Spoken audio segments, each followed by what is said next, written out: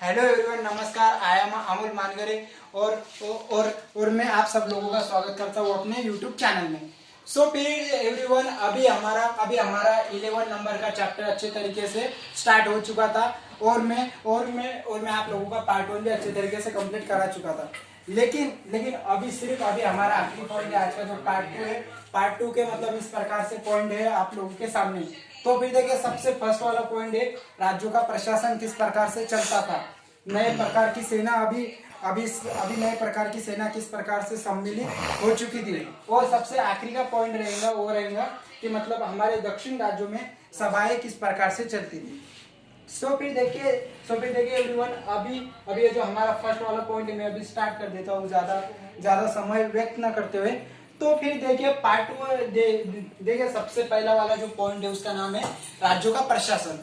मतलब देखिए, अभी राजाओं के बारे में अच्छे से जान चुके हैं, उनकी प्रशस्तियां भी जान चुके हैं, लेकिन अभी इन राज्यों का प्रशासन कैसे चलता था, उनका कानून कैसा था, इन सारी चीजों का अभी क्या करना है, हमें अध्ययन करना है। तो फिर देखिए, कुछ के सामने क्या था कि मतलब बहुत सारे राज्यों में आनुवंशिक पद थे।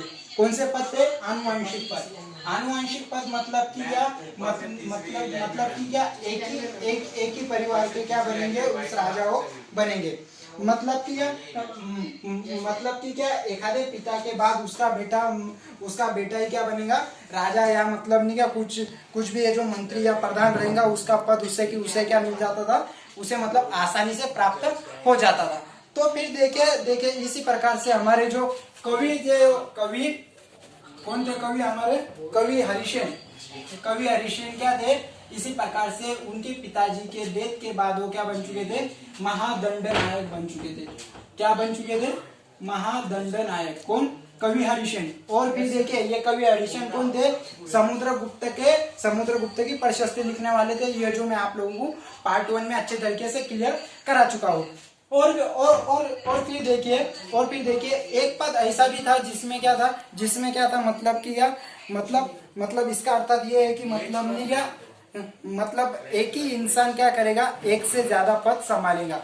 उसी प्रकार से हरिसेन क्या थे, महादंड नायक के साथ साथ इसके प्रमुख मंत्री भी थे। किसके?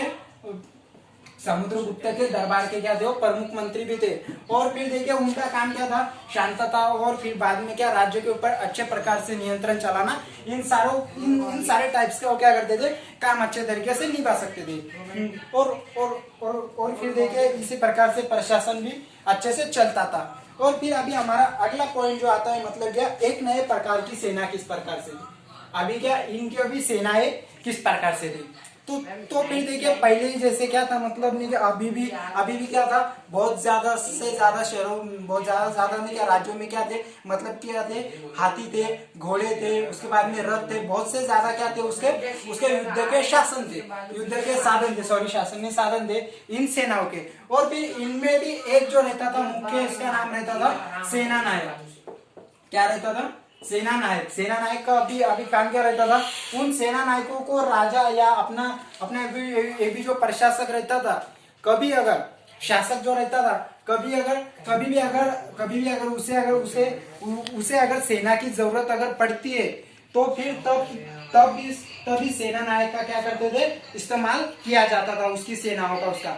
और इनका ये जो वेतन था, वेतन अनियमित रूप से था। मतलब कि क्या, उनका वेतन कुछ फिक्स नहीं था, कुछ नियमित रूप से उन्हें नहीं मिलता था, कभी मिलता था या फिर कभी नहीं मिलता था।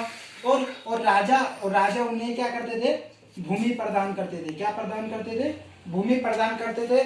और फिर बाद में ये जो सेना नायक फिर क्या करते थे, इसी भूमि के ऊपर कर वसूलते थे, और फिर बाद में कर वसूल कर अपनी जिंदगी अच्छे तरीके से बिताते थे। तो फिर देखिए, इस प्रकार से सेना नायक की भी जिंदगानी चलती थी, मतलब कि या उसकी भी दिनचर्या थी। और अभी हमारा लास्ट का पॉइंट है, आज का आखिरी का पॉइंट है, आखिरी का मुद्दा हो रहा है कि दक्षिण राज्यों में सभाएं किस प्रकार से बढ़ती थी।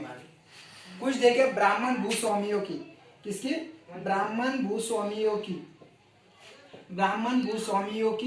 स्वामियों के संघों को क्या कहा गया है, सभा कहा गया है। कहाँ पे हो? दक्षिण के भाग में, जो कहते हैं चालुक्य के इसमें आते थे। और फिर देखिए, इनके बाद में जिन इलाकों में क्या नहीं थे, हाँ, ये जो थे ब्राह्मण भूस्वामियों का काम क्या था अभी, मतलब क्या, सिंचाई का काम देखना, सिंचाई का काम देखना, खेती बाड़ी का काम देखना, उसके बाद में सड़क का निर्माण अच्छे से हो रहा है या नहीं हो रहा है, उन सारी चीजों के ऊपर नियंत्रण कौन रखते थे, ये सारे ब्राह्मण भूस्वामियों का संघ, मतलब क्या उनकी ये जो सभा क्या करती थी, पूरे अच्छे तरीके से इसके ऊपर कैप्चर करके पूरा नियंत्रण चलाती थी। और फिर बाद में जिन इलाकों में, जिन क्षेत्र में क्या नहीं थे, भूस्वामी वाले लोग नहीं थे, उनको क्या कहा जाता था, उन्हें उर नामक सभा कहा जाता था।